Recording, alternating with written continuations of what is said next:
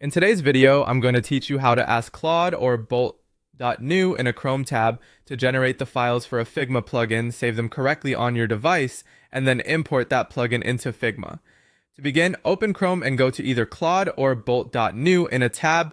Once you're there, type a clear prompt asking it to generate a manifest.json file and a code.js file for a Figma plugin that does the feature you want. Be specific about the plugin's purpose so the generated code is more useful and closer to what you need. The goal here is to receive the two essential files that Figma needs in order to recognize and run a basic plugin setup. When the tool gives you the response, carefully look for the code for both files. You should see one section for manifest.json and another for code.js. Take your time here because accuracy matters. Copy the code exactly as it appears, including punctuation, brackets, and spacing where applicable. Even a small mistake can cause the plugin to fail when you try to load it. Next, save those code lines locally on your device inside a single folder.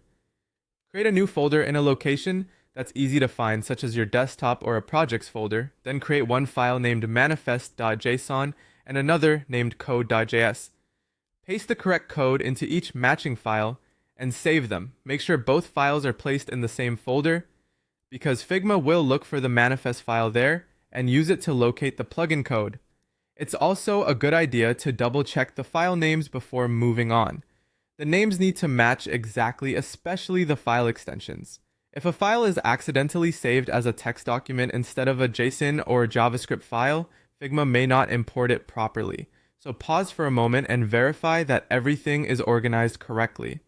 After that, go to Figma in Chrome. Once you're inside Figma, open the menu path for plugins, then development, and then choose import plugin from manifest.